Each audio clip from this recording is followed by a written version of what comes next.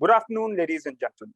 A warm welcome to this session brought to you by ET Retail in association with Worldline Price. The topic of discussion today is decoding the future of omnichannel retail. To discuss this, I could not have asked for a better panel. Please join me in welcoming Harshavardhan Chauhan, Chief Marketing and Omnichannel Officer, Spencer Retails, India; Satish, SVP and CIO, Arvind Fashions; Rajgopal Nayak, CTO, Metro Brands; Vaibhav Bantu, Regional Head, Trend; and Rahul Sethi, VP and Head Marketing, Worldline India. Gentlemen, thank you very much for joining. Before we take a deep dive into our discussion today, I would like to ask each of my panelists a rapid fire question. Can you please list down one change in behavior post March 2020, and that's when COVID had induced the lockdowns across the country? My answer would be I scan QR codes way more than I pay cash once I go to refill at a gas station. But we will start with your answer. Yes, please go ahead, Rajgopal. Yeah, hi. My kela wala, my fruit wala, my vegetable wala, my doodh wala, all except UPI. I mean, that has been one big change, and I look forward to the next change that comes in. Thank you. Sure. Thank you. Thank you, Vaibhav. Your answer? So I have stopped reading and I think I've started listening. So the text to speech and speech to text is working a lot for me. I've been listening a lot. Great. What a phenomenal answer. Satish? Oh, I've just started taking life a little more easy. Wow. That's a deep answer. Rahul, your thought on it? Yeah, so I think 2020 March, I haven't stepped into an ATM, right? I have cash for last 2 years now. Doesn't feel a need at all. Yes, Harshavardhan, what is that one behavior that has changed in your life since March 2020? I think the biggest behavioral change that I have seen, even as a consumer, is the massive share of wallet that has gone towards doorstep deliveries. And needless to mention, that comes with a host of convenience that has come in retail payments, whether it is digital payments or usage of much more evolved products, including social commerce, real-time payments, and products like buy now, pay later. And I believe it's all, if you look at it as a development together, it's bringing in much more convenience and the massive shift towards on-demand shopping and on-demand buying behavior as a larger consumer phenomenon, which is increasing rapidly. Great. I mean, these are great insights into how consumer behavior has actually changed post this 2020 disruption that we are talking about. Now, I would like to get into our serious part of the conversation, but you have already, set the launchpad for it. So, my question is, now that you have answered from your side, from your business perspective, how has the pandemic changed the overall consumer buying behavior? As when it comes to your particular industry or your particular business. Again, I'll start with you, Raj. Yeah, hi. So firstly, I forgot, a warm welcome to the members of the audience and fellow panelists. Yeah. Now, the whole pandemic journey has been a game changer, with digital transformation in every aspect of our lives, both as employees, as customers, and as retailers, in general for the retail industry. Now, if you look at the consumer buying patterns, right, today with the rise of e-commerce across industries, right, the customer is spoiled for choice with a plethora of brands at all price points, right? Secondly, today's consumer researches heavily online before experiencing it offline, and then finally, I mean, basis the need, they might still go online and purchase it, right? The other things that one really sees across the industry, is in the area of solidarity spending, right? With the COVID, it was an existential crisis for a lot of consumers, right? So now more and more, they want to be associated with a cause. So there's a lot of solidarity spending, okay, which is there. You would like to use the brands like, let's say, your social influencer is promoting, things of that have been a major kicker for the industry. Yeah. Thanks, Anirban. Yeah, great answer, Raj. Thank you. Vaibhav, your thought on it? You are on mute, Vaibhav. You'll have to unmute yourself.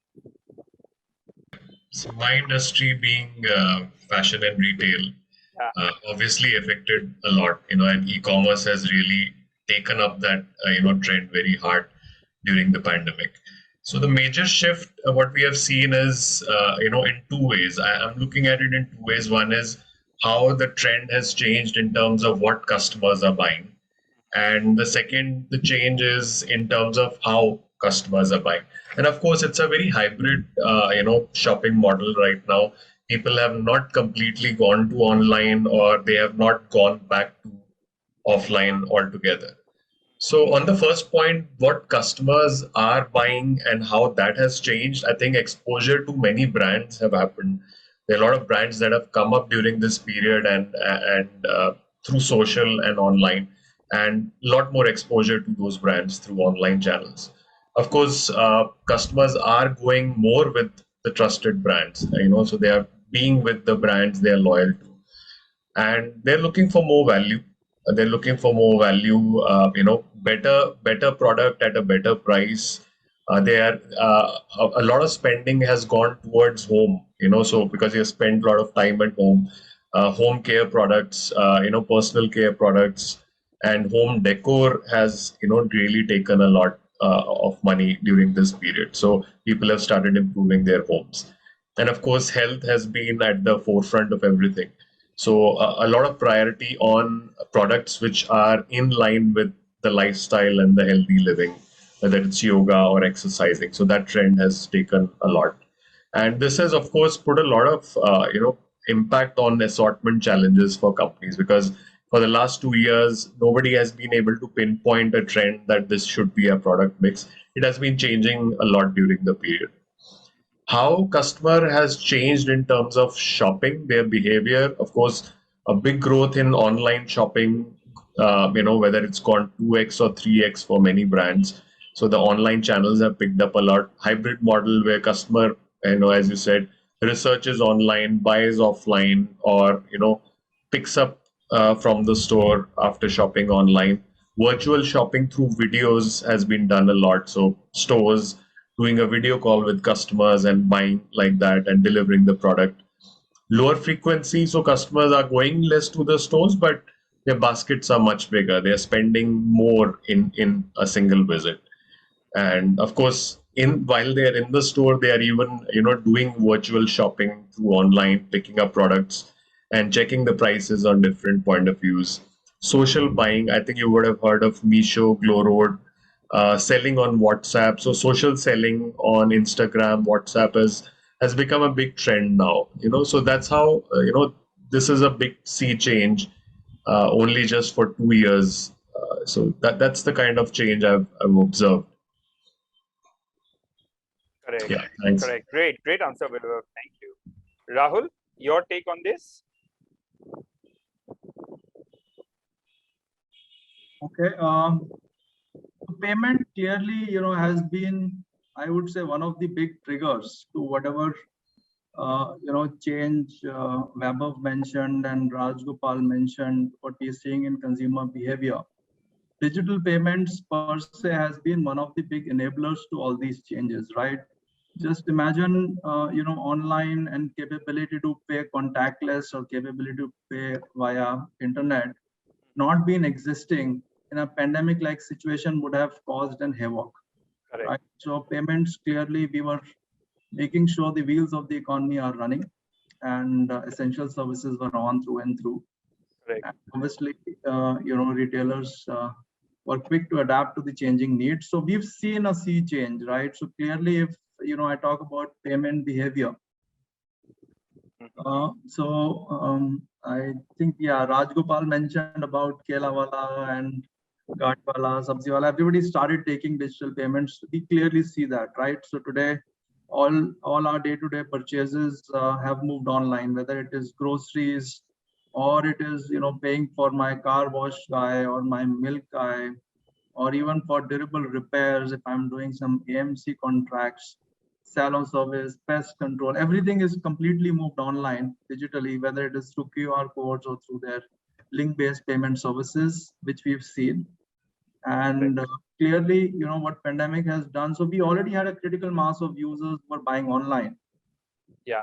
But now we've actually hit an inflection point, right? So the way we've seen the growth over the last 2-3 years, let me give you an example of UPI. So UPI is a classic case study, and it is unique in the world, not just only in India, right? So UPI was processing 1.25 billion transactions just before pandemic on an annual run rate, right? So 2019 April to 2020 March, UPI did 1.25 billion transactions in that year. Correct. The next subsequent year, UPI did 22 billion transactions, right? So that is the scale we've seen. And the infrastructure was able to support.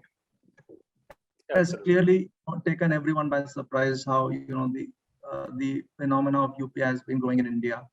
The other change that, and all these fruit walas and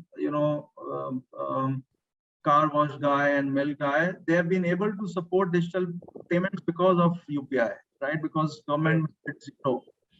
That was a very important and a critical step by the regulator to reduce, make MDR on UPI zero, and that clearly was triggered to grow adoption and financial inclusion or digital payment inclusion in the country.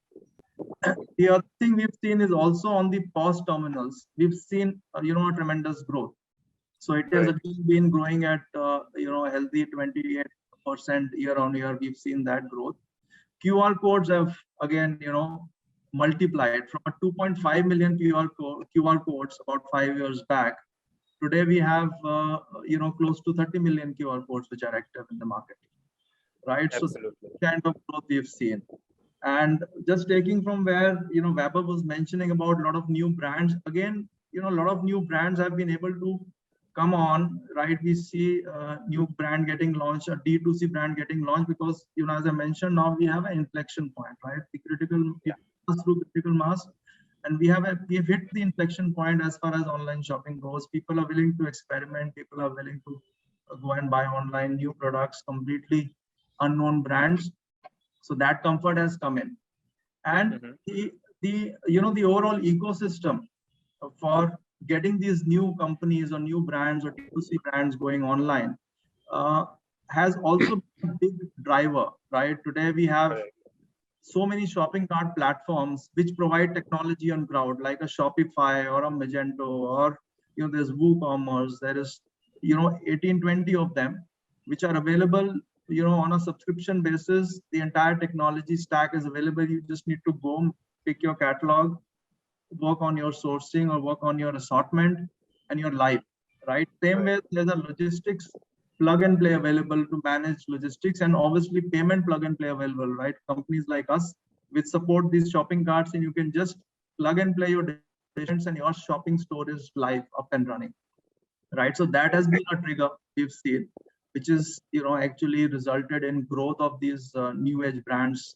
which we see, whether it is in cosmetics or it is in fashion or even consumer durables, personal electronics. We've seen plethora of them coming in, right? So because now getting started in the digital space with a market addressing the entire country is become quick and easy and fast.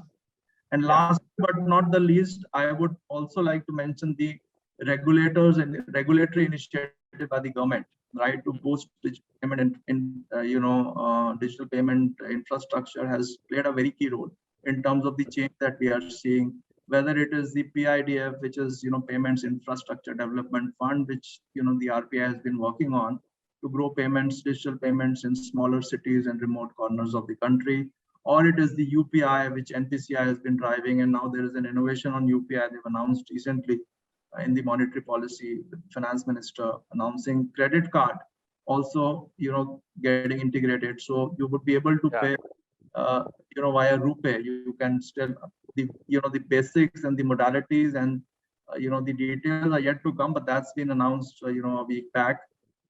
And also tokenization for that matter. So that's also a good step by the regulator to eliminate all the card numbers from the system so that the frauds and all those things can be controlled and minimized. So I think these are some of the changes we see over the last We've been seeing this over a decade, but last 2 years have just speedrun the entire thing.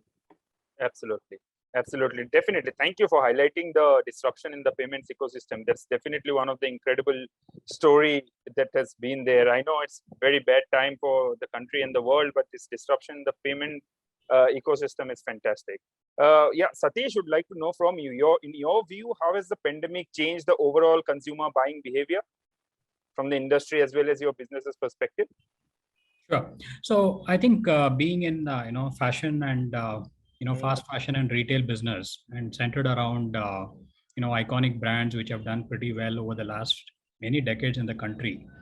I think one of the big shifts that we saw was that the customer is ubiquitous, right? So the moments of truth in which you have to engage your customer have now become pretty much 24/7 by 365.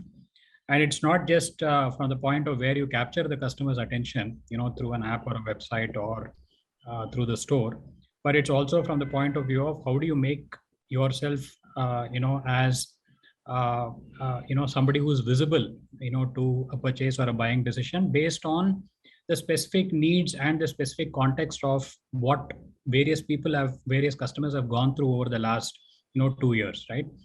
We had containment zones, we had partial containment zones, we had lockdowns, we had so many combinations of things, we had curtailed festivals, we had probably postponed or canceled marriages. So each one of these, if you look at it from a customer behavior perspective, were actually significant footfall areas, right, to which we had to kind of adjust to and then respond in a way which does not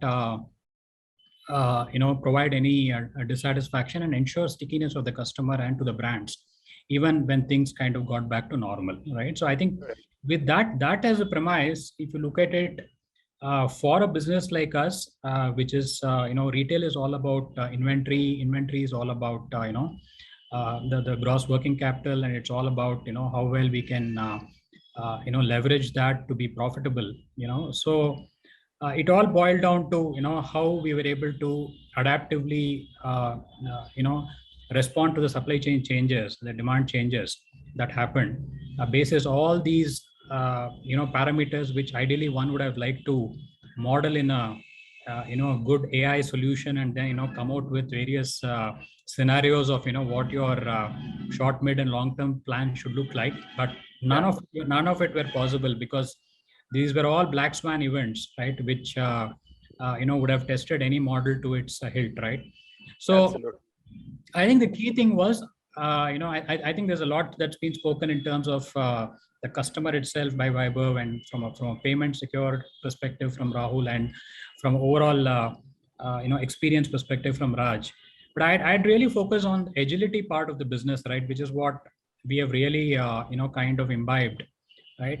And what do I really mean by agility is it's no longer about running protracted seasons, right? Which is what is a fast fashion business all about.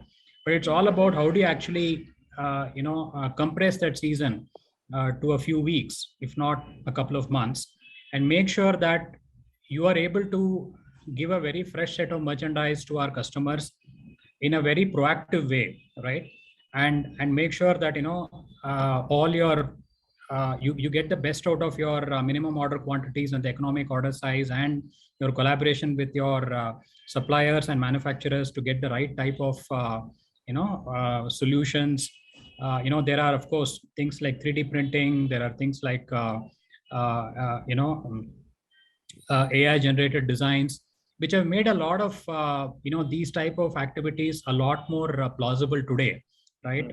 Where the dependence on human can be more limited to an oversight and curation of the best designs, or the manufacturing activity can be limited to creating a lot of artifacts, and then doing a through 3D printing type of technologies, and kind of postponing the assembly of it as close to the demand as possible.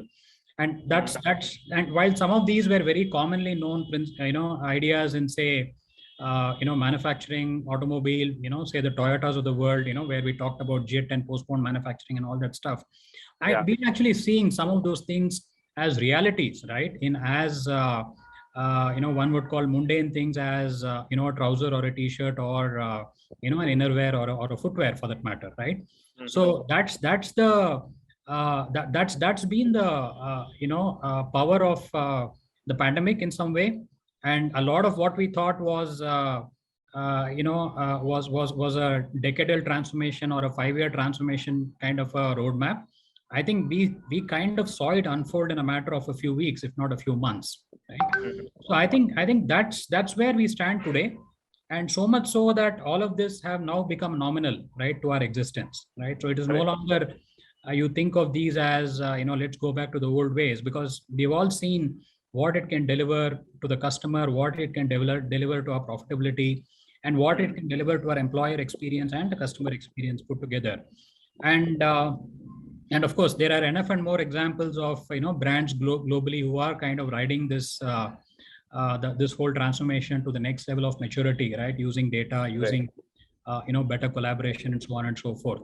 So I think what we have set ourselves up in this, ourselves up for this in this last 2 years is probably next 10 years of an absolute quantum innovation, which we probably thought we could do incrementally, though we thought we will do innovation. But now we know what really quantum innovation means, because we've actually done it, consciously or unconsciously. Harshavardhan, what's your answer?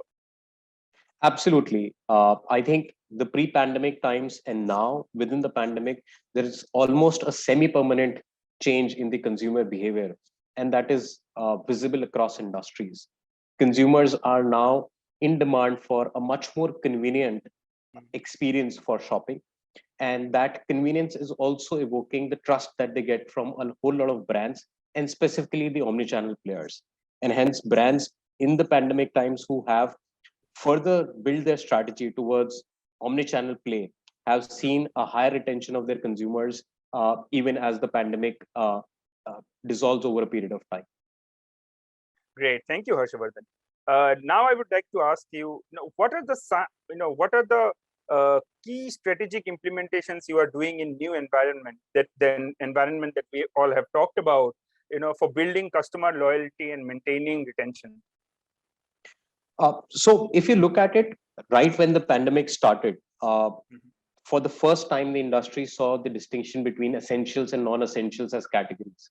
I think that brought to the forefront the crucial play that food category played across the 24 months during the pandemic. And hence, adopting a pure play omnichannel strategy was a key pillar, both at Spencer's Retail and Nature's Basket. If you look at it in pandemic, consumers specifically valued retailers who had robust doorstep deliveries, alongside pure play omnichannel strategies with a host of flexibility on payments, on host of flexibilities around discoverability of newer products digitally. All of them put together allowed consumers to rank retailers in terms of which was much more trusted and a visible destination for them to shop. And at Spencer's Retail and Nature's Basket, both, if we look at it, we call it as out-of-store strategy. And we truly believe that it's equally important for a store to travel to the consumer in terms of the overall value proposition as consumers come back to brick and mortar stores. And hence, the big shift that you will see in 24 months, not just the share of omnichannel business, which has moved from a single digit to a very healthy double digit. There has been almost a transformation where huge segment of the business and consumers are coming through either pure play e-commerce channels like the website, app, etc., or our hybrid innovative channels where the consumers can directly reach to the stores, either through a phone or through a machine learning conversational AI kind of a product. So essentially, if you look at the entire omnichannel strategy, it's focused on 3 big pillars. One, enabling consumers the discoverability, whether they are at their homes or they want to come to the stores, it should be equally solved in both the use cases.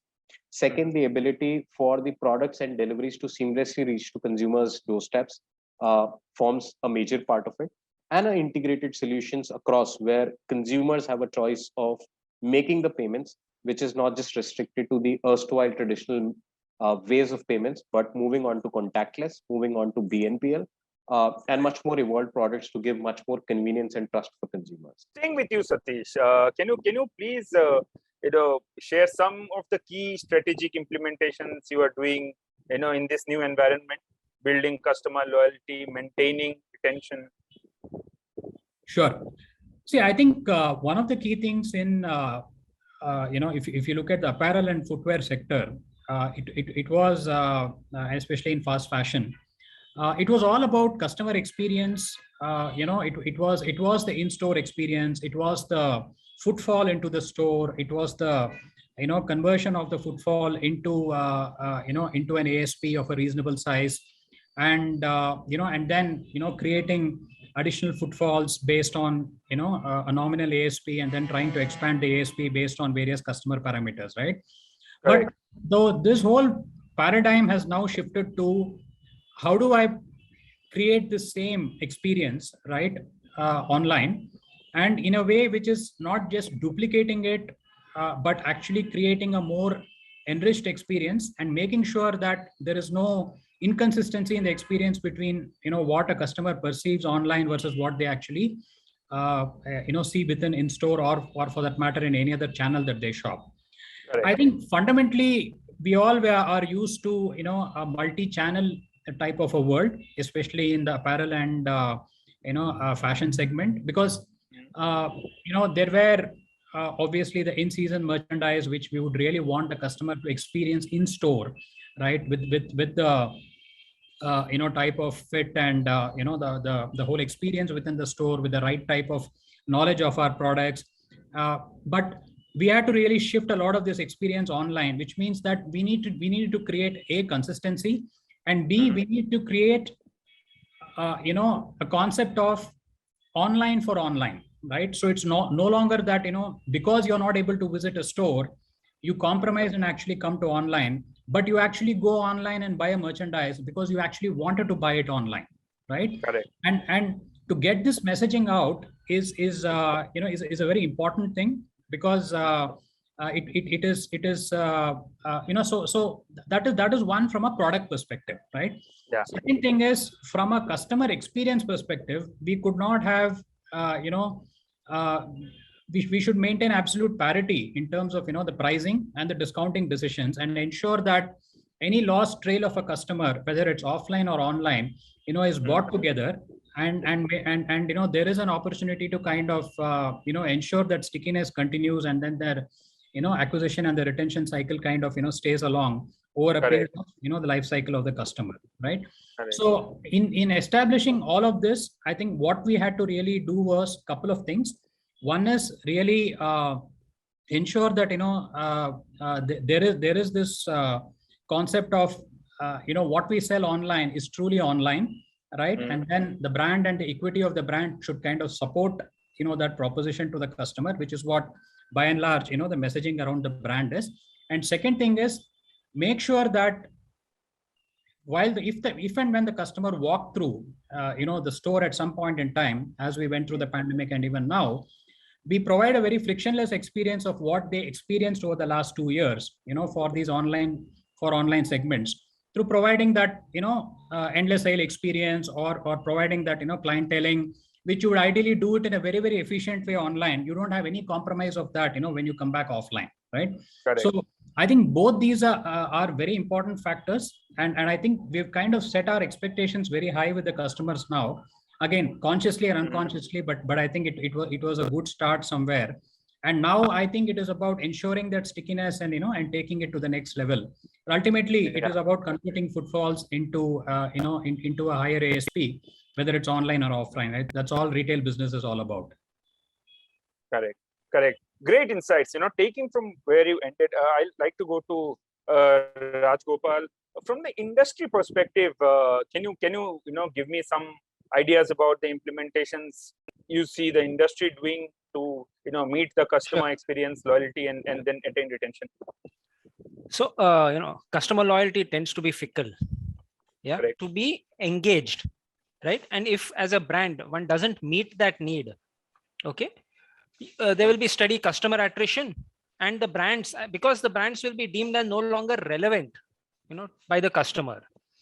Correct. Now, hence what happens today is that across the industry one sees trends in the area of customer loyalty through enabling of virtual try-ons, through augmented reality, okay, which also ties in well with the concepts of engaging the customer via socials and messengers to drive traffic and conversion, right? Yeah. Be it at your store or be it on your website. Correct. And the other thing that one sees is a very strong trend towards building a customer 360, a CDP, a customer data platform, which provides for a customer 360 with the aim to drive intelligent marketing campaigns, okay, Correct. that ensures, one, that the customer is engaged, right? You make the right targeting to the right person at the right time, right? And more importantly, be able to calculate and drive your return on ad spend. Yeah. Correct. Great. Vaibhav, I'd like to go to you now. Do you think this digital experience that we are talking about will possibly override the physical experience and experiences that we have been living with? Or do you see going forward we'll have sort of a hybrid experience kind of a situation in the industry? There has been contemplation. So we are, I think, physical beings ultimately, and all our experiences come up in form of a physical experience, right? So what we have seen obviously is a physical gradually moving to a digital experience also has components of physical in this. For example, in fashion, you might be buying online, but you would physically use the product, right? You would physically try the product. Other situations, like even if you are using augmented reality and trying a product, whether on a magic mirror or on a screen, you don't know. You can at least see how it looks, but you will never know how it fits, right? And once you wear it, you will realize the fitness of the product. So one is whether it will be completely digital. I don't think so. Not at least till the time that we start living complete digital life, right? And of course, we have seen in movies that how youngsters or 50 years or 70 years from now, people will just lie on their beds and live a digital life. Unless that kind of a thing happens, I think people will be physical in some form. And humanity would have changed at a DNA level for that. But looking at the next 20, 30 years, it will be a mix of physical and digital. And it's a lot to do with what technologies do you choose, and what points in the customer life cycle do you attack to make digital. Obviously, when you look at shopping and when you look at buying products, you see it in two forms. One is value adding experiences which a customer enjoys, and the non value adding experiences which customers don't enjoy. So trying products, browsing products is all a very enjoyable, fun activity, while making payments is not, right? Or trial. Some people do like trials a lot, but usually the trial is to make a decision. And as long as you're able to decide your favorite product quickly, you can walk out of the store, or you can close the app. So it will definitely be a blend of physical and digital, as long as you're using a physical product. But it would really take a long time. When the life becomes more digital, I think making shopping digital is not a problem at all. Because ultimately the product you're using is you're wearing it or you're using it physically. But I see it as a blend. Of course, the ratios can change over time. You might even, for example, you might just order your phone to order your size for a particular brand, and you don't do anything else. And the algorithm selects the product for you, makes the payment for you, and the product is delivered, right? Correct. So no intervention at all from the human in terms of shopping, right? The algorithm picks the product for them and delivers it to you, and you are pleasantly surprised what's coming to your doorstep. So yeah, it will be a mix. It will definitely be a mix. Thank you, Vaibhav. Now I would like to move to Harshavardhan for my next question. It is considered that engagement with brand across multiple channels is integral to omnichannel. Could you share some ways that you engage with your customers? Absolutely. If you look at it globally, specifically in the pandemic period, I think even the digital first brands have seen a kind of digital acceleration, which is at least 3 times than pre-pandemic period, Correct. which essentially means that consumers are discovering newer brands, newer products, much more online.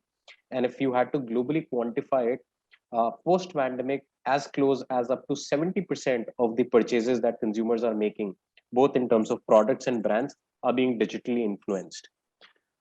And in fact, omnichannel retailers are retaining consumers as high as 30 to 45%, much more than pure play brick and mortar.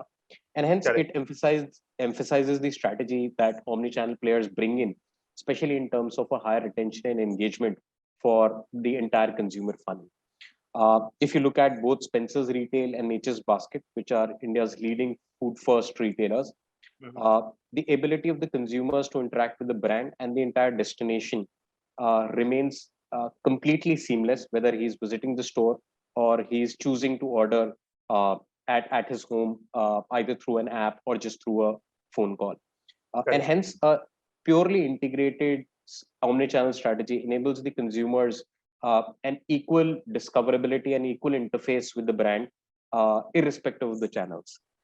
Going forward, I believe that, and there has been global research, especially post-pandemic also, which is essentially emphasizing the ability of omnichannel retailers to drive at least 30 to 40% higher sales, even than pure play online or pure play offline players, which essentially means that it leads to higher conversions where consumers who are visiting offline, especially for their large stock up buy in food retail, have much more higher tendency to do a top up through other omni channels, including online, even when they're not visiting the store.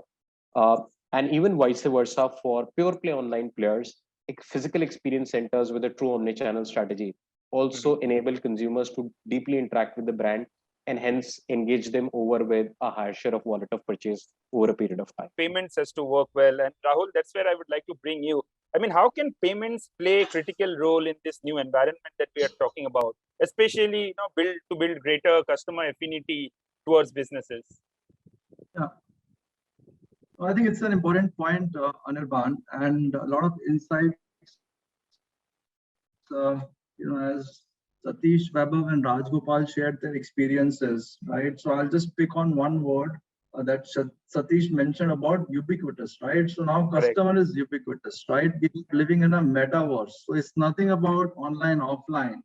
The distinction has gone, right? Today we are talking on a virtual medium, but it seems like we are having a face-to-face conversation, right? The platforms have become so transformational. The technology has taken a leap where physical digital distinctions have slowly and gradually getting blurred and getting vanished, right? So when we talk about payments, as a critical role, I feel today a customer, expects from a brand owner a very consistent and unparalleled experience or a service across touch points, right? Correct. When we talk about touch points today, what a customer has. So gone are the days when there was, an online touch point and an offline touch point. You have an online store where you could go, which is www.xyz.com, or there was a physical store where you could walk into a high street and do a physical experience and buy. Today, the touch points include brick and mortar stores. There are billboards. People can buy directly off a billboard. There is a social media, which Raj pointed out. People can buy on social media. We see it on WhatsApps and Facebooks and Instagrams. Users are putting up their influencer marketing. People can buy off emails. There are kiosks. There are mobile apps. There is a store, web store clearly, but there's also a marketplace, right? Most of the brands today have a marketplace presence. They will sell on big marketplaces like Amazon, Flipkart. They'll have their own stores as well, right? We're talking about smart appliances today, where the appliances can do a self-order of vegetables when the vegetable, or eggs. It can sense, your refrigerator can sense your eggs are going out or your milk inventory is running out. They automatically order through quick commerce, that we talk about, and you get delivery done in 15 minutes. There's voice commerce, there is live shopping, right, where there's a video commerce, and obviously direct messaging. So what I wanted to convey via these various touch points is the complexity, right? When we talk about omni-channel, it is not about dual channel. It is not about online channel, offline channel. There are multiple touch points today which a brand has to leverage. And most of the brands are gradually getting into all these areas, right? And I think one of the panelists talked about ROI on marketing spends. So this is how you can also ensure there's ROI. When you're doing a newspaper ad or when you're doing billboards, all those can even carry, your QR codes for a website link or for online purchase and all those things or whatnot, right? So integrating all this and making sure the customer has, a seamless experience is paramount, right? But I think the big question clearly is that can we successfully integrate these channels, right, into a seamless experience? So payment will clearly play a big role, no doubt, but there are other elements. There is a catalog, right? I think Satish mentioned about inventories, how you manage inventories for your online stores versus how do you want to manage it for the offline stores, the channel conflicts, the pricing, how do you manage pricing? You want to keep similar pricing across the inventory management, right? How do you have a centralized inventory management system, logistics, and clearly the payments, right? A truly omni-channel experiences in your payment across these initiatives, because that's the last loop, right? Correct. How do you ensure if a customer is registered on a particular platform, he moves to a different platform, you're not asking him to provide his card details again. You're able to recognize him through a biometrics. So that is, where we have a product, right? So I'm not trying to again sell my product or services here, but there is something called One Commerce, which Worldline has, and we've experienced and built this, in Europe and very successfully implemented with some big retailers out there. So this is about end-to-end payment orchestration, and a lot of players, are into this game where it is about end-to-end payment orchestration, where you can consolidate all various payment infrastructures which are, trying to connect these different interfaces for the customer and provide him a seamless experience, right? Right. The services, in the payment space today, which are offered, which are offered by us and which are offered by other players as well in the market, they're very modular, right? So for example, tomorrow, if you're opening new geographies, you can, seamlessly integrate and activate the payment there. You're opening a new channel, right? Suppose you want to open a self-checkout, right? So self-checkout today is not there in India, but in US, there was a big PR around Amazon also opening a self-checkout where you walk in, you scan, you pick your product, walk out, your payments, are automatically taken care of. So those things, right? So if you're including new channels, new payment options, so those are very modular, right? In terms of the payment platforms, which some of the payment service providers have created, and we clearly, have technologies to build and to provide, an experience which is seamless from the payment perspective, and to support retailers with this need. Correct. Great. Thank you for the insight. Satish would like to know from you, is omni-channel a natural extension of multi-channel, or the two strategies are completely distinct? What is, can you explain with some examples for us? Sure. See, I think the way I look at it at a very I would say least common denominator level is that multi-channel is actually more product centric in terms of thought process, right? Because it is all about how do you make your product available in multiple channels and at a price which you think is most serviceable at that channel in terms of cost to serve, so that you can have a profitable experience as an enterprise, and you can also provide customer satisfaction through availability and good pricing and all that stuff, right? Correct. But I think the omni-channel, the focus really shifts from the product to the customer, right? Because it is about ensuring that irrespective of where the customer sees the product, right? I think the ubiquitous nature of the experience is absolutely uncompromised. Correct. Right? It can be product, it can be pricing, it can be discounts, it can be in a segment like ours, it can be about even things like virtual try-ons, ability to return and make sure that every touch point, from search to buy, to pay, to return, is something which is absolutely secure, and it also gives a very, very consistent experience, and the customer, and as an organization, we know about the experience of the customer, and make sure that we are able to curate these experiences and make it as consistent as possible over the period of a customer life cycle value, right? And again,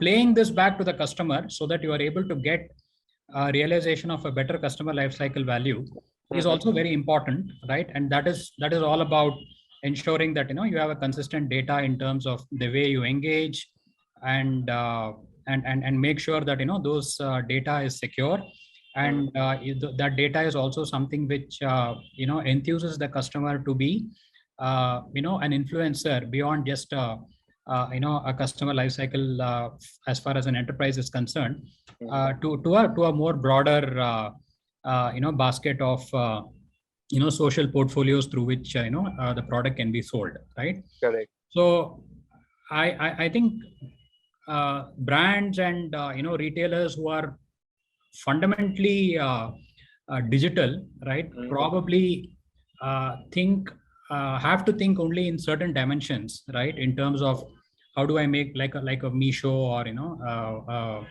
a Sheen or something like that, right, where it's all about how do you start getting your reach, and how do you start getting your conversions through just the eyeballs, and then get the click-throughs and stuff like that. But in a true omni-channel scenario, the problems are physical, the problems are digital, and ultimately it's about ensuring that each of these touch points with the customer are actually brought to bear in a very structured way. And that's where customer data platforms, and how do you mine the customer data platforms effectively to make customer centric decisions, and hence influencing your product centric decision, be it a length of a season, or be it introduction of a new in season product which was not there as part of the pre-season approach. These are all very important strategies where you really tune your everything that you do from a customer centric perspective, right? Correct. So I think that's where a lot of a shift to omni-channel also means that we promise the customer that it is a product for online, and it is online, it is for online, and it is also available offline, but without any parity, irrespective of wherever you buy, because we know you wanted this product. That I think it is that communication is the key in the current paradigm that we are in. Absolutely. Thanks for explaining the nuances of it, Satish. Really grateful to you for that. Rajgopal would like to know from you, from your industry perspective, is it now more digital, or with Unlock India taking into full effect, people are again liking the touch and feel that they were used to? Now, why I ask you this question is because you are in a category where the size is common, and it is very seldom that the size changes. So me ordering a wrong fit is very unlikely. So in that case, is it gradually moving towards digital, only digital, or digital first? So firstly, let me bust one myth in the footwear category. Okay, the size for different brands tend to differ. Please realize that the size is a one-dimensional scale, but your foot is a three-dimensional entity, right? Especially in the area of closed footwear, which are formal, right? Which means they don't expand like your athletic shoe, right? Or sneakers, right? Fit becomes very, very important. Especially look at it. I mean, your gym shoes you might wear for an hour or 2 hours a day, but your office wear, right? You will wear for at least 8 hours a day. 8 hours a day plus traveling time in Mumbai or Bangalore, right? Correct. So, your party wear you'll wear at least for 4 to 6 hours a day. So comfort becomes very important, right? And that's where the offline experience really scores. Now, see, historically, a lot of retailers, across the industry were offline.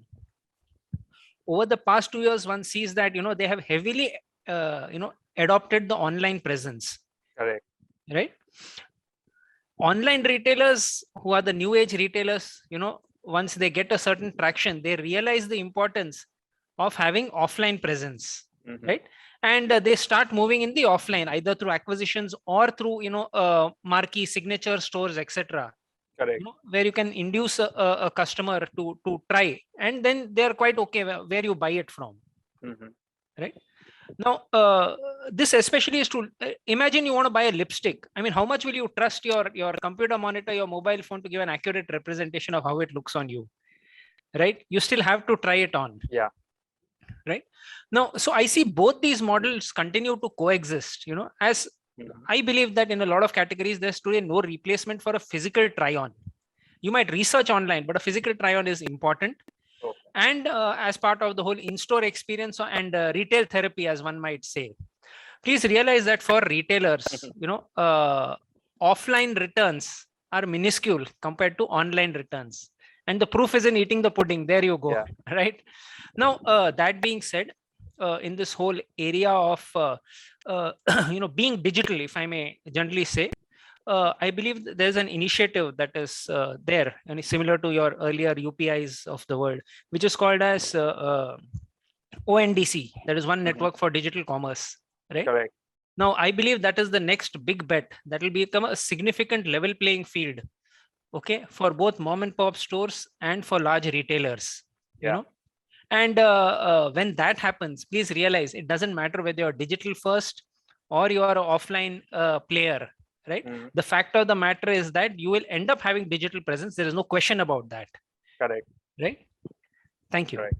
Correct. Great. Thank you. I have time for one more question for each one of you, and I'll start with Vaibhav. Vaibhav, what tools and technology are retailers leveraging to create these hybrid experiences that you talked about in your earlier answer?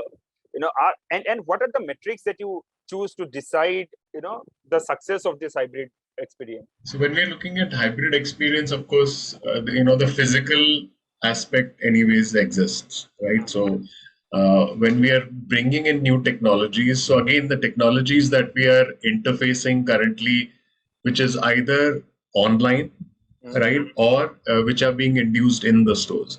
Now, there's a big lag between how much technology has been introduced in US or European retailers versus what Indian retailers are currently using.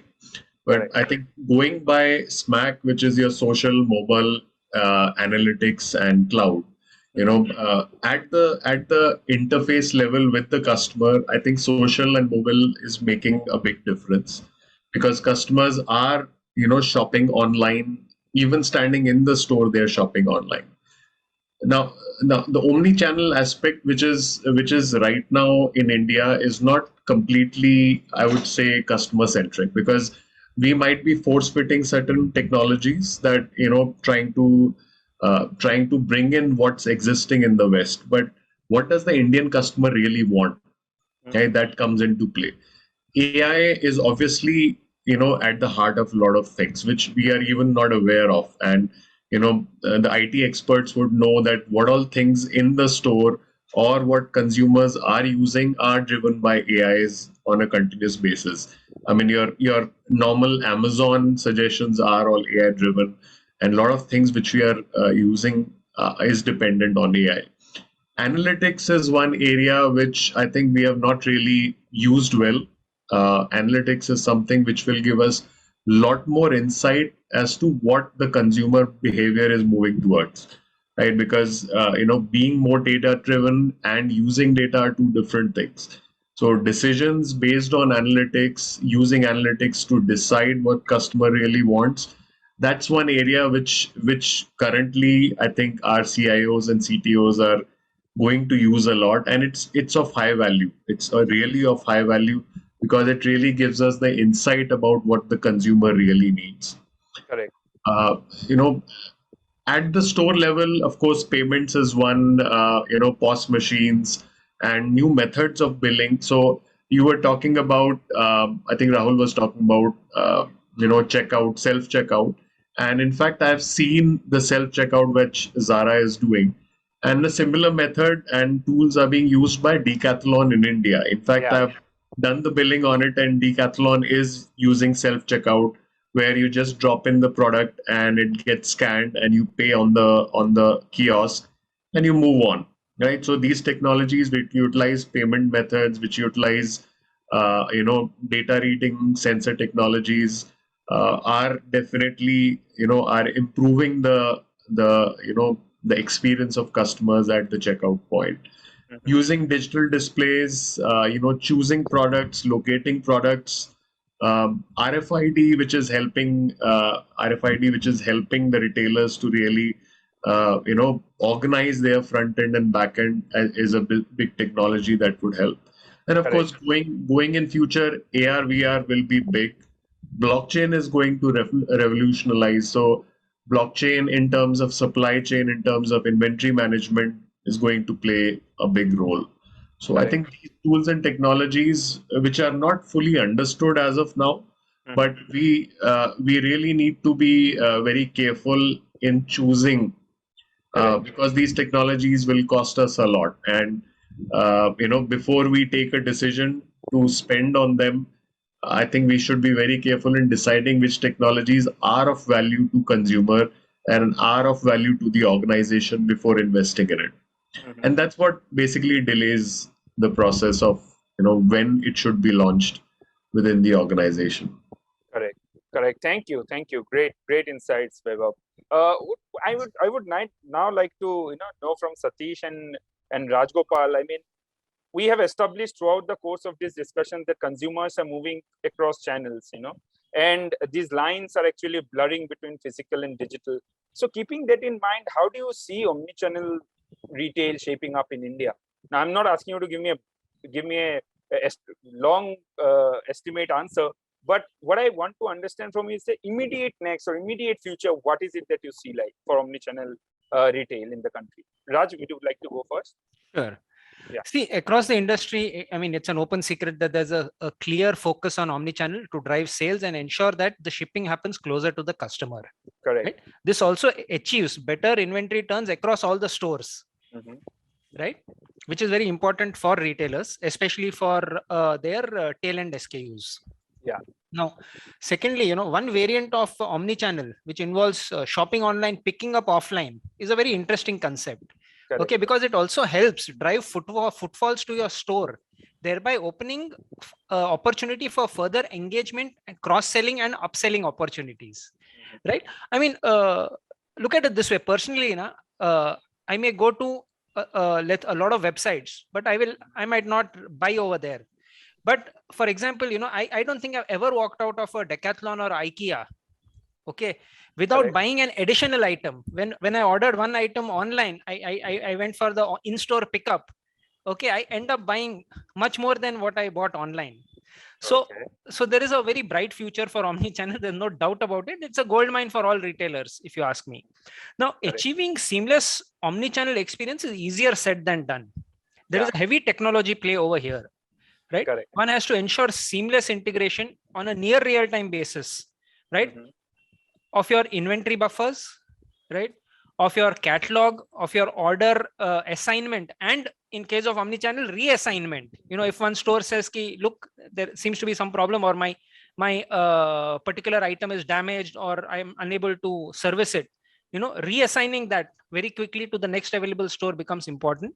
And also ensuring, coupled with regular updates to the customer with respect to the status of the order, thereby ensuring that the tendency to cancel is significantly reduced. Today, if you say I'm going to ship it after 7 days, 99% someone will cancel your order. Now over here, having the right platform and the partner are key to success, right? Thanks, Anirban. Correct. Thanks. So it's going to be it's going to be a story of collaboration, and as smart as you get the partner right, the solution can be better. Great summing up remarks from you, Rajgopal. Satish, your take on since we are discussing decoding the future of omnichannel retail, how do you see this shaping up in India in foreseeable future? Absolutely. No, I think Raj covered very important points, right? Inventory, cataloging, encouraging footfalls through returns, and then making sure it actually creates a multiplier effect in terms of cart size. I think these are very, very important touch points with the customer, which kind of blends online with the offline. And which is actually going to be so. I mean, I would put it this way, right? It's all about providing consistency, right? Correct. Number one, and number two, it's all about empowering the edge of the organization, right? Your edge of the organization will be the store, will be a website on the cloud, will be an app on the cloud. And how do you really empower the edge of the organization without creating too much of bureaucratic controls, which will kind of make the edge malfunction or function at a latency which is not acceptable. It could be in terms of process, it could be in terms of data, it could be in terms of anything, right? Correct. And but while we do this, I think it's also important that we secure the organization in terms of privacy, in terms of customer data resilience, and ensure that there is a good amount of a brand strategy just as a fallback, right? To make sure that you have a proper shock absorber to actually absorb any of these new things which might actually come up, because security is a big thing, right? In omnichannel and payments, thanks to things like tokenization, I'm sure things are going to be far more better. And since you said we want in the real near future, probably as early as July 31st, when the whole tokenization thing kind of kicks shape mandatorily from RBI, we would have probably solved one part of the problem significantly, from an omni-channel journey perspective, which is actually a big plus. But I think the rest of it would be largely cultural, right? And it's all about empowering the edge and creating the consistency. Correct. Keeping all of that in mind, Harshavardhan, how do you see omnichannel retail shaping up in India? So if you look at it, the future of retail is essentially mimicked by how consumers are evolving over a period of time. And today's consumers inherently are omnichannel, which means that there is no consumer who restricts his brand journey or his journey to discover newer products only through a medium, which makes it imperative that the retail strategy has to be truly phygital, which means that it is imperative for brands and retailers to operate at the cusp of offline and online, which essentially means that it has to stick with the consumer at every touch point wherever he discovers the product, enabling the consumer and empowering him to order wherever he wants, whether it is online or offline, and equally integrating the entire post-purchase journey for consumers, whether it is in terms of refunds, whether it is in terms of doorstep deliveries, seamless payments which are contactless and digital, so on and so forth.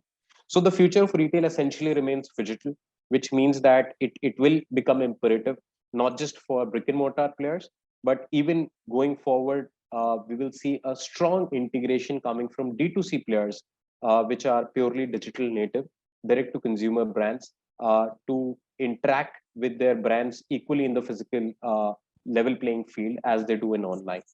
And hence, from that standpoint, the future of retail remains truly integrated, providing consumers much more convenience and a seamless play while they interact and engage with any brand. Great. I have time for just one more question, and I will end with you, Rahul. But before I go to you, summing up, what we have learned so far is that omnichannel is definitely going to play a big role going forward, and one of the integral part of that big transition is going to be payments. So with you, I would like to end. I mean, like, how geared up are you, as a payment ecosystem for this transformation? Oh, fully geared up. I think we are completely there. So clearly, payment is a sunrise sector. If you look at the innovation rates, we are one of the fastest in innovating new payment solutions. And it's a very collaborative industry. So whether it is banks, card networks, fintechs, and payment service providers like us, we work together to redefine new product offerings. You would have heard of BNPL, which is buy now pay later. It's basically a credit on the fly. Tap and go payments, which was recently launched by both Master and Visa. Then card-based reward systems, corporate cards. So from that perspective, I think the innovation is in the DNA of payment industry, because we just can't survive without innovations.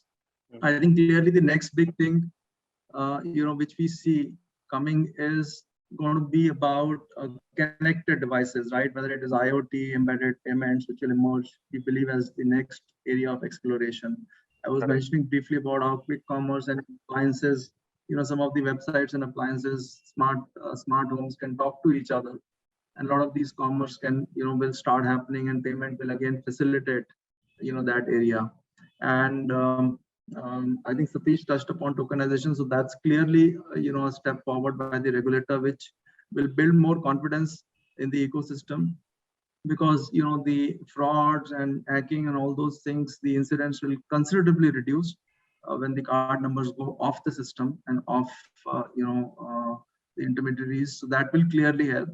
And moreover, I think data analytics will also play a very critical role, whether it is artificial intelligence, machine learning to analyze data, provide deep insights on fraud management, credit scores, all those things. So clearly, a short answer, we are all geared up, and we are waiting for, participating in this exciting journey with all the retailers out there in the market.